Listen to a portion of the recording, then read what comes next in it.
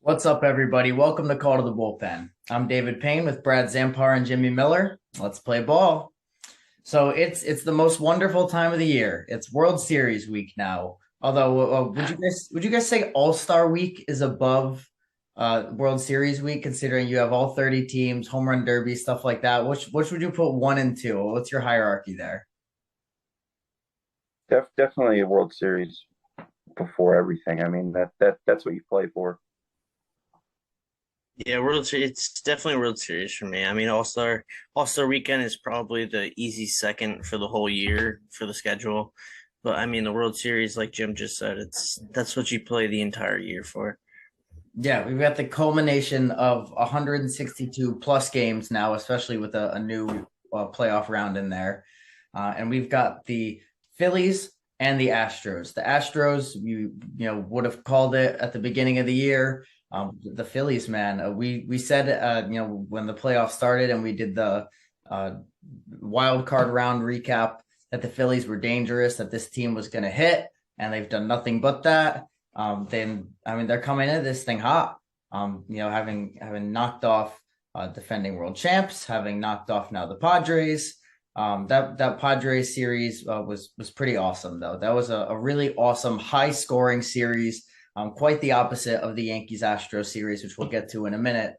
But that series was so much fun. There was so much offense in that series, and just two teams that we have not seen in that position in such a long time. And I think teams that we'll see in that position quite a few more times in the future.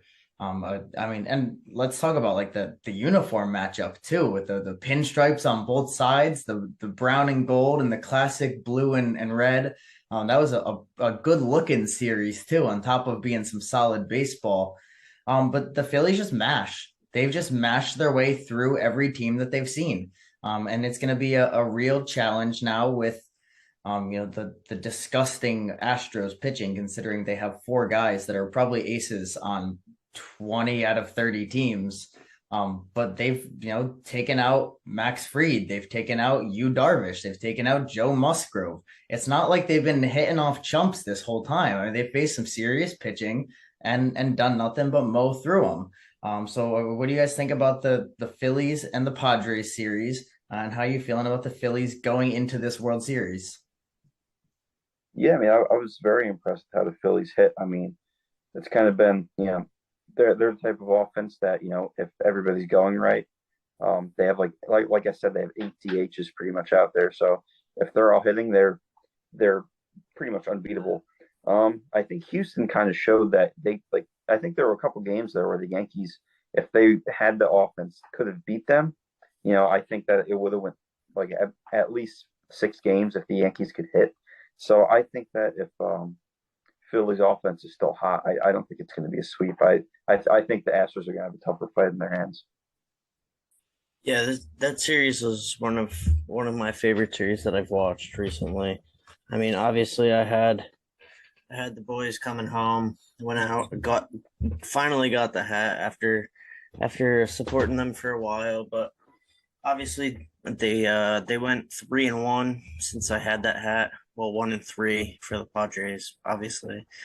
But I mean, it was a good battle by the Padres. Coming in, I guess they were the favorite for the series.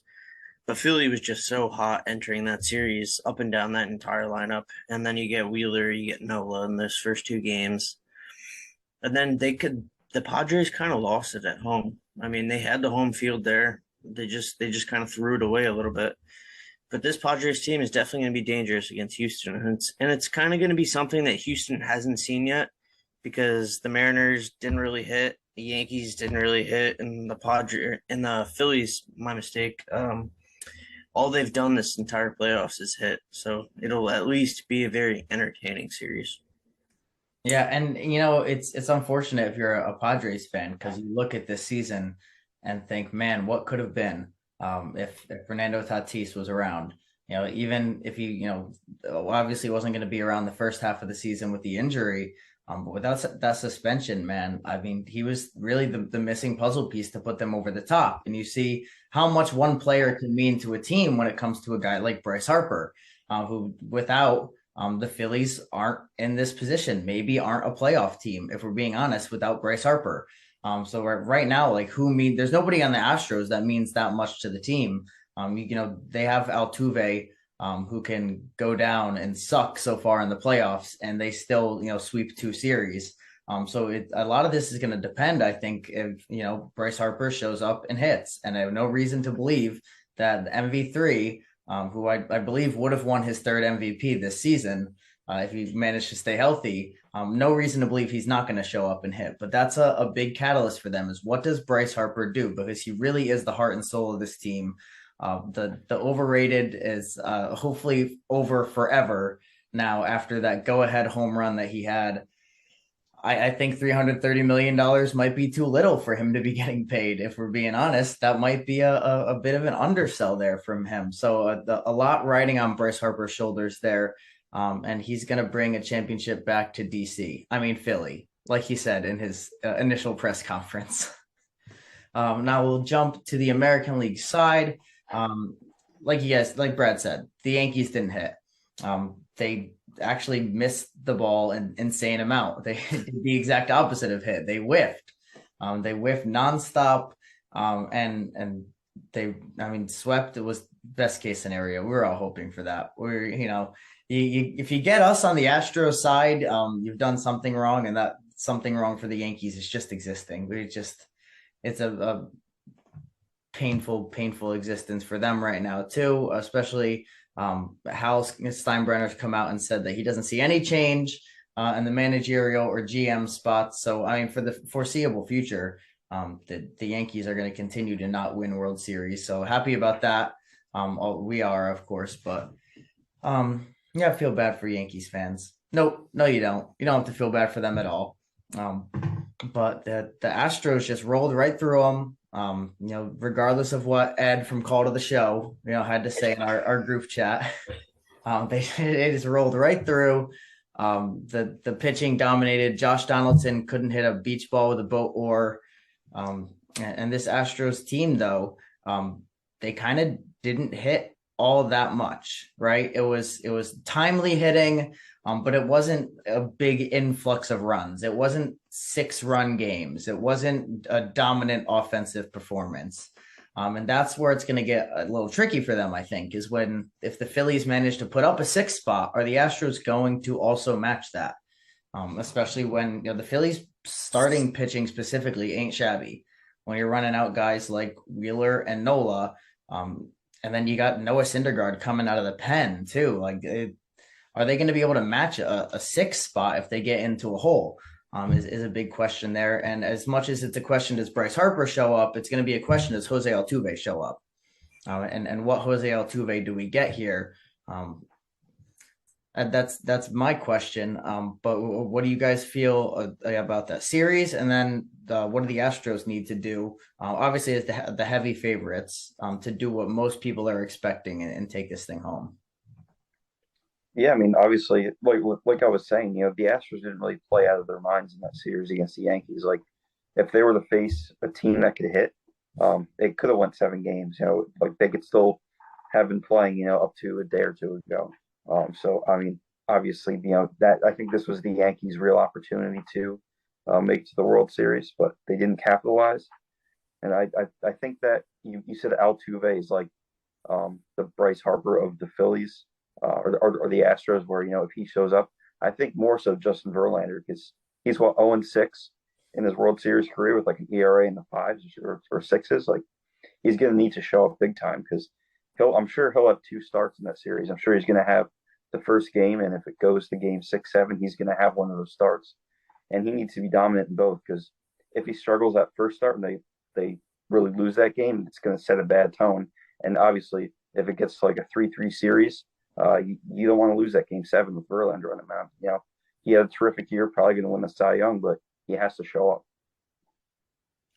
Yeah, I feel like this Astros team, I mean, we've been saying it since probably early May that this team was destined for the World Series. And for a while, we had this Phillies team out of the playoffs. And I feel like this team has just has been destiny for a while. And now this team, I mean, they've had Boston walk them off and to advance to the World Series at their home field. The Dodgers won the World Series at the Astros home field. Last year it was what was it last year? Who was it? Braves. Braves. I think the Braves won at home, but the Nationals they won in Houston when they won in 19. So it's been a lot of the Astros losing games at their home field. I don't think it gets that far this year. I think they're going to take Game 5, Game 6, or probably Game 5 in Philadelphia. Think they'll get it done this year. I just feel like they've been the better team. I mean, for Philadelphia, if Bryce doesn't show up, they're pretty much done at this point right now. Because I mean, you've had Schwarber, who's kind of carried a little bit of the offensive load, but for Houston, if Altuve doesn't show up, I mean, he hasn't showed up the whole playoffs. I mean, Alvarez, since he hit that walk-off home run, he hasn't shown up for this whole playoffs. So if one of those two guys gets going, even Bregman, I mean, he had the big 3-run home run in the CS, but other than that, he was nothing spectacular. So if they get two of these guys going, I think it'll be a shoe-in, and they kind of cakewalk to a gentleman's sweep here. And I think a big thing for them is going to be getting through those Phillies starting pitchers and being patient at the plate, getting these guys out of games so that they can get to that bullpen. And I think that's where that offense can really feast. And I should mention that we have seen them come back from a deficit. They have done it, and that Jordan walk-off game, we pretty much thought that was the Mariners game. And then, the comeback happened. So we have seen them claw their way back. They have the potential to claw their way back. But I think that, if this was a 5-game set, then maybe you could, have it be a toss-up. But in a 7-game set, I think that the Astros just point blank are the better team. They're going to come out on top. But I'm not going to write the Phillies off completely. And I want the Phillies to win. It's a tough situation where you want one team to win, but you're pretty sure that the other team's going to win. If I was a betting man, I would put it all on the Astros, though. Now, looking back at the championship series, Jimmy, do you want to give us our players of the series for the championship series? Yeah, so for the ALCS player of the series, obviously the Yankees, Astros got that sweep. The rookie Jeremy Pena was the player of that series. He stepped up big time. 6 hits, 2 of them doubles, 2 of them home runs, 353 average, 824 slug, and a 1777 OPS.